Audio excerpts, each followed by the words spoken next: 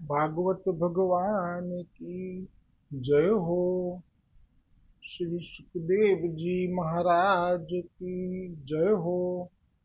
श्रीमद् जगत गुरु श्री वल्लभाचार्य जी की जय हो। सदगुरुदेव की जय हो। ગઈકાલે શ્રીમદ ભાગવતમાં શ્રી સુખદેવજીએ પરીક્ષિત રાજાને બ્રહ્માજીએ નારદ મુનિને જે પ્રભુના અવતારો વિશે ટૂંકમાં વર્ણન કર્યું હતું તે શ્રવણ કરાવ્યું હતું. હવે પરીક્ષિત રાજાએ શ્રી સુખદેવજીને વિનંતી કરી કે મને એવો ઉપદેશ કરો કે હું પોતાના મનને ભગવાન કૃષ્ણમાં તલ્લીન કરીને પોતાનું શરીર ત્યજી શકું. જે મનુષ્યો શ્રી કૃષ્ણની લીલાઓનું શ્રદ્ધાપૂર્વક નિત્ય શ્રવણ અને કથન કરે છે તેમના હૃદયમાં ભગવાન તત્કાલ પ્રગટ થાય છે. ભગવાન શ્રી કૃષ્ણની કથા શ્રવણ કરતાની સાથે શ્રી કૃષ્ણ સ્વયં તેમના કાનના છિદ્રો મારફતે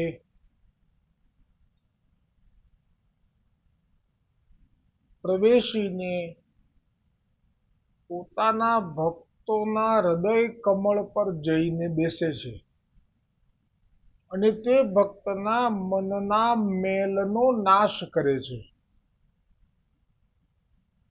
તેથી તે ભક્તનું હૃદય શુદ્ધ થઈ જતા તે ભક્ત એક ક્ષણ માટે પણ શ્રી કૃષ્ણના ચરણ કમળોને છોડતો નથી. હે સુખદેવજી, હું તમારા મુખારવિંદમાંથી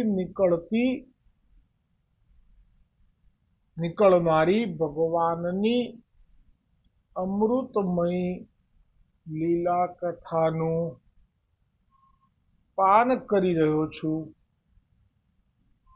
સુતજી કહે છે, હે સૌનકાદિ ઋષિઓ, જ્યારે રાજા પરીક્ષિતે સંતોની સભામાં ભગવાનની લીલા સાંભળવા માટે આ પ્રમાણે પ્રાર્થના કરી ત્યારે સુખદેવજીને ઘણી પ્રસન્નતા થઈ. તેમણે પરીક્ષિતને તે શ્રી ભાગવત મહાપુરાણ સંભળાવ્યું કે જે સ્વયં ભગવાને નારાયણે બ્રહ્માજીને સંભળાવ્યું હતું. એટલે મૂળ આ ભાગવતનું પ્રાગટ્ય સ્વયં સાક્ષાત નારાયણના મુખારવિંદથી છે. એટલા માટે ભાગવતજીને પણ ભગવાનનું સ્વરૂપ જ કહ્યું છે, સ્વયં. બોલો શ્રી ભાગવત ભગવાન કી જય હો. શ્રી સુખદેવજીએ કહ્યું કે હવે તમને આ ભાગવત વિષયક પ્રશ્ન જે થયો હતો તે ઉદ્ધવજી અને વિદુરજીના મિલનનો પ્રસંગ કહી સંભળાવું છું. એ પરીક્ષિત, આ એ દિવસોની વાત છે જ્યારે અંધ રાજા ધૃતરાષ્ટ્રે પોતાના દુષ્ટ પુત્રોનું અન્યાયપૂર્વક પાલન પોષણ કરતા રહીને પોતાના નાના ભાઈ પાંડુના અનાથ પુત્રોને લાક્ષા ભવનમાં મોકલીને આગ ચંપાવી હતી. જ્યારે તેમની પુત્રવધૂ દ્રૌપદીના કેશ દુશાસને ભર સભામાં ખેંચ્યા ત્યારે દ્રૌપદીની આંખોમાંથી અશ્રુધારા વહેવા લાગી. છતાં પણ ધૃતરાષ્ટ્રે પોતાના પુત્રને કુકર્મથી વાર્યો નહીં.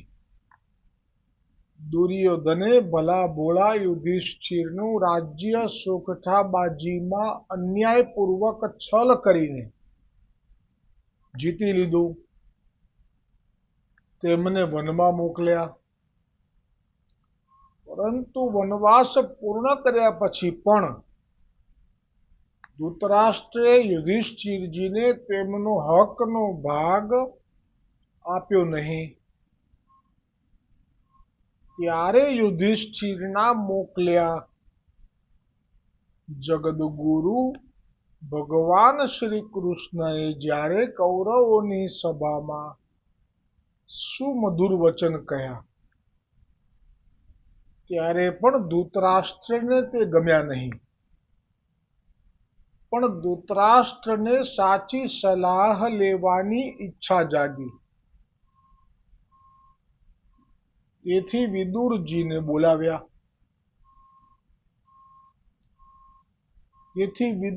ત્યારે વિદુરજીએ મોટા ભાઈ ધૃતરાષ્ટ્રના પૂછવાથી તેમને તે સદબોધ આપ્યો કે જેને વિદુર નીતિ કહેવામાં આવે છે. તે વખતે વિદુરજીએ ધૃતરાષ્ટ્ર રાજા એટલે કે એમના મોટા ભાઈને કહ્યું કે તમે યુધિષ્ઠિરને તેનો ભાગ આપી દો. ભીમ તમને છોડશે નહીં. તમને ખબર નથી ધૃતરાષ્ટ્ર મારા મોટા ભાઈ કે ભગવાન શ્રી કૃષ્ણે પાંડવોને અપનાવી લીધા છે અને ભગવાન શ્રી કૃષ્ણનો પ્રભાવ તો તમે લોકો જાણો છો. જેને તમે પુત્ર માનો છો એ દુર્યોધન એની વાતમાં હામાં હા કરી રહ્યા છો. પણ એ તમારો પુત્ર સાક્ષાત ભગવાન શ્રી કૃષ્ણનો પણ દ્વેષ કરનારો છે. તેના કારણે તમે ભગવાન શ્રી કૃષ્ણથી વિમુખ થઈને શ્રીહીન થઈ રહ્યા છો. તેથી તમે જો કુળનું હિત ઈચ્છતા હો તો તે દૃષ્ટનો તરત જ ત્યાગ કરી દો. વિદુરજીની આ વાત સાંભળીને કર્ણ, દુશાસન અને શકુની સહિત દુર્યોધનના હોઠ ક્રોધથી ધ્રુજવા લાગ્યા અને તેણે તેમનો તિરસ્કાર કરતા કહ્યું. એટલે વિદુરજી એ પણ વ્યાસ નારાયણથી જ પ્રગટ થયેલા છે. ધૃતરાષ્ટ્રની માતાની આંખો બંધ થઈ ગઈ હતી એટલે અંધ થયા. પાંડુ રાજાની માતાનું શરીર પીળું પડી ગયું હતું એટલે એ પીળા થયા અને રોગી થયા. અને વિદુરજીના માતા એ દાસી ભલે હતા પણ બહુ જ નીતિવાન હતા અને એ સેવા જાણતા હતા કે ઋષિને પ્રસન્ન કેવી રીતે કરવા. એટલે સેવા કરીને પ્રસન્ન કર્યા અને પછી જે ગર્ભાધાન થયું એ વિદુરજીનું પ્રાગટ્ય છે. એટલે વિદુરજીને આ વચન ઉચ્ચારતા પણ ભય નથી લાગતો. સાક્ષાત ધર્મરાજા છે પણ ભય નથી એમને, કેમ કે દુર્યોધન આટલો દુષ્ટ છે એની સામે જ આ વાત કરી રહ્યા છે. અને એ આ વાત સાંભળી કર્ણ, દુશાસન અને શકુની સહિત દુર્યોધનના હોઠ ક્રોધથી ધ્રુજવા લાગ્યા અને તેણે તેમનો તિરસ્કાર કરતા કહ્યું, અરે આ કુટિલ દાસી પુત્રને અહીં કોણે બોલાવ્યો છે? તો વિદુરજીનું પણ તેજ કેટલું હશે કે આ બધાની સામે આપ બોલી ગયા અને છતાંય આપને ભય નથી. સત્યને કોઈ રોકી શકે નહીં. સાચને ના આવે કોઈ દી આંચ. સત્યનો વિજય છે સંસારમાં. અસત્ય બોલી શકે નહીં ચાંચ. સત્યનો વિજય છે સંસારમાં. પણ આ બધા માટે નથી આ સત્યના પથે ચાલવું. એ કેમ? સત્ય પર સાચને નાવે કોઈ દી આંચ, સત્યનો વિજય સંસારમાં. અસત્ય બોલી શકે નહીં ચાંચ, સત્યનો વિજય સંસારમાં. અગ્નિ પરીક્ષા છે સત્યની ઉપાસના. કારણ કે અગ્નિ પરીક્ષા છે. અગ્નિ પરીક્ષા છે સત્યની ઉપાસના.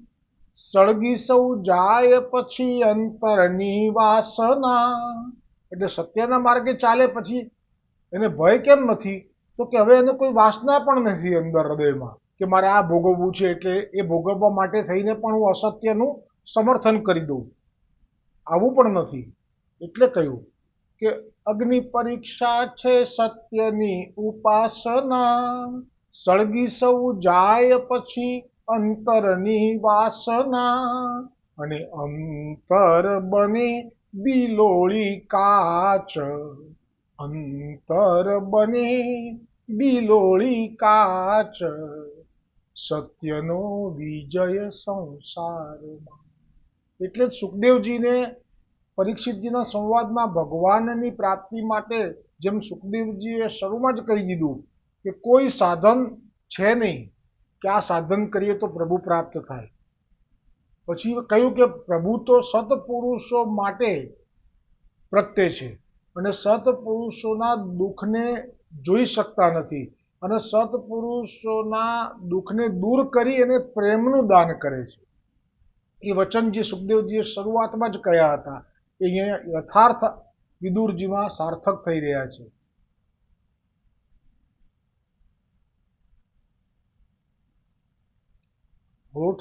ક્રોધથી ધ્રુજવા લાગ્યા અને તેમણે શ્રી વિદુરજીનો તિરસ્કાર કરતા કહ્યું, અરે આ કુટિલ દાસી પુત્રને અહીં કોણે બોલાવ્યો છે? આ જેમના ટુકડા ખાઈ ખાઈને જીવે છે તેમનો જ વિરોધ કરીને પાંડવોનો પક્ષ લે છે. કારણ કે પાંડવોને તો વનમાં જવું પડ્યું, વિદુરજી નથી ગયા. વિદુરજી કૌરવોની પાસે જ રહ્યા છે એટલે આવું કહ્યું.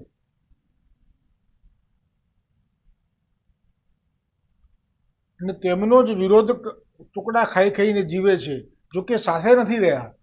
એ એમની રીતે અલગથી પર્ણકુટી બાંધીને રહ્યા છે. પણ છતાંય કહી ગયા કે આ જેમના ટુકડા ખાઈ ખાઈને જીવે છે તેમનો જ વિરોધ કરીને પાંડવોનો પક્ષ લે છે. એના પ્રાણ તો ન લો, આમે કોઈ તાકાત નથી.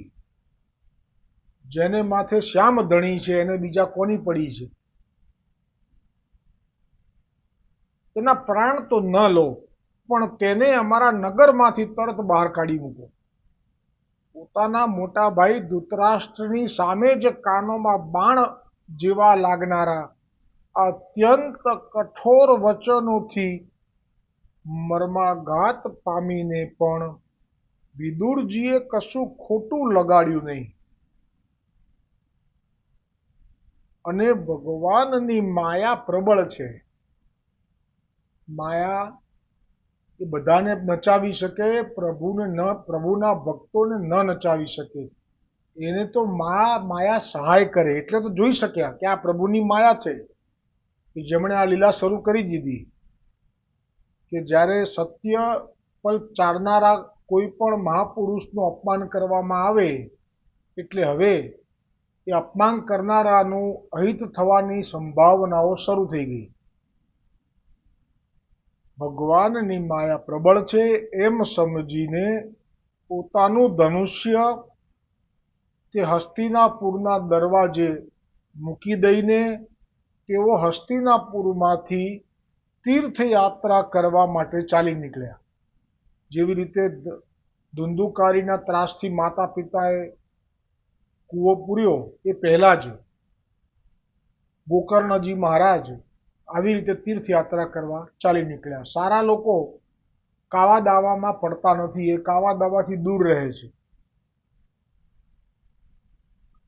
તે યાત્રા કરતા કરતા પ્રભાસ પાટણ જઈ પહોંચ્યા.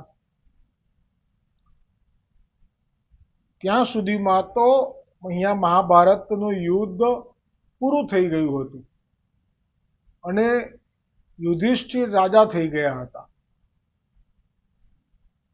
આ પ્રભાસ પાટણમાં વિદુરજીએ સમાચાર સાંભળ્યા કે કૌરવોનો વિનાશ થઈ ગયો અને વિદુરજીએ મૃત્યુ પામેલા તે સ્વજનોને જલાંજલિ આપી.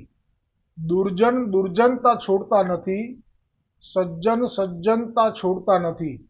આ સમજવા માટે આ દોડ છે એ લઈને પછી આપણે આ પ્રસંગને અહીંયા વિરામ કરી આગળનો પ્રસંગ આવતીકાલે લઈશું. સંત અસંતનો ભેદ સમજો વર્તનથી, એક મુક્ત ને એક છે કેદ સમજો વર્તનથી.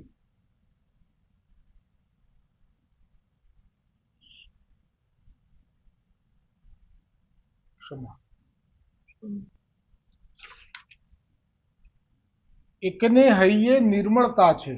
વિદુરજીના હૃદયમાં એકને હૈયે નિર્મળતા છે અને એકને હૈયે કાટ સમજો વર્તનથી.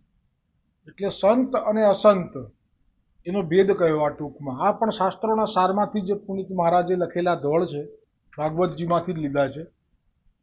અને આ જે છે બીજું સંત અસંત એટલે વિદુરજી અને દુર્યોધન વચ્ચેનો તફાવત, એ ક્યારે પણ આમાં ફેરફાર ના થઈ શકે. તમે માનો કે દુર્યોધન સુધરી જશે અને એ પણ શ્રી કૃષ્ણની ભક્તિ કરવા લાગી જશે, એક દિવસ એવો આવશે, તો એ સંભવ નથી. એનું આ દોડ છે કે સંત અસંતનો ભેદ લક્ષણ સમજાવે, ઉપજાવે સુખને ખેદ લક્ષણ સમજાવે. હવે જો લક્ષણ એટલે ઉપમા આપી છે કે સંત કેવા હોય અને અસંત કેવા હોય, દુર્જન કેવા હોય. તો કહે છે ચંદન વૃક્ષ અને કુહાડો બંને દાખલા રૂપ રે. ચંદન કુહાડો કાપે પણ ચંદન રહે છે ચૂપ લક્ષણ સમજાવે. એટલે હમણાં જે વિદુરજીને દાસીના પુત્રો ટુકડા ખાઈને જીવનારો અને અપમાનિત કરીને કાઢ્યા, એટલે ચંદન ને કુહાડો કાપે એટલે જે સત્પુરુષો છે એમને નષ્ટ કરવાનો પ્રયત્ન કર્યા કરે. એ કુહાડો એ અસંતનું ઉપમા આપી અહીંયા અને ચંદનને સંતની ઉપમા આપી. પણ સંત સાચા સંત કેવા હોય કે જ્યારે કુહાડો કાપે તો પણ ચંદન રહે છે ચૂપ લક્ષણ સમજાવે.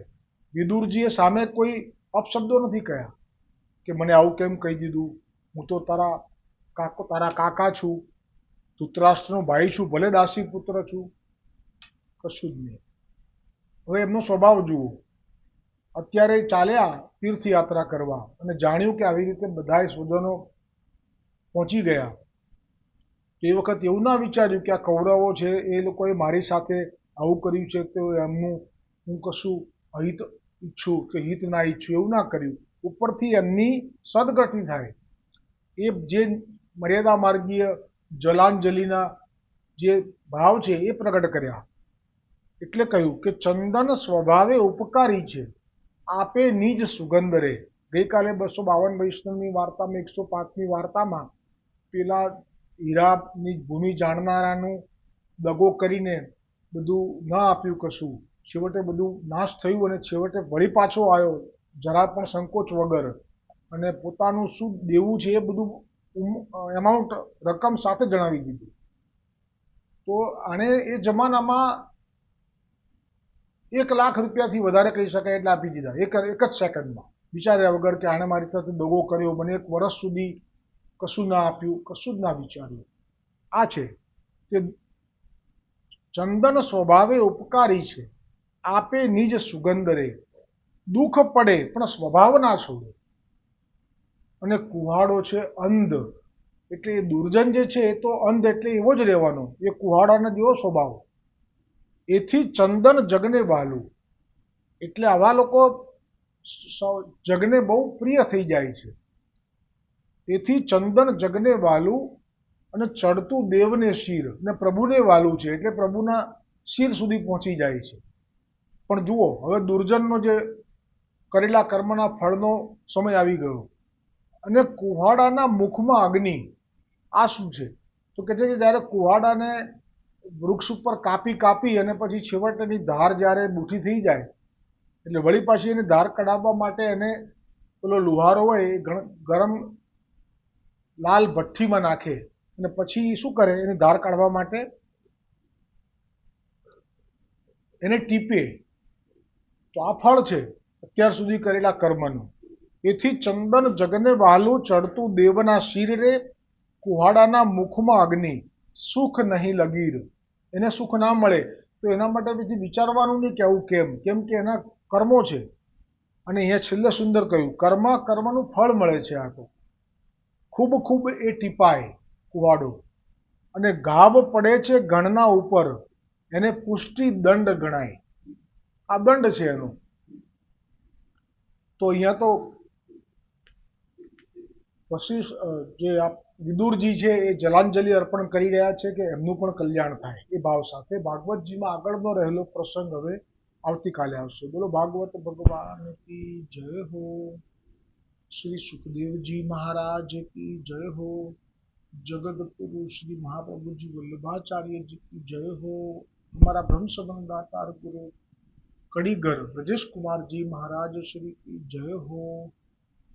समस्त वैष्णवों की पण जय हो. सदगुरुदेव की जय हो.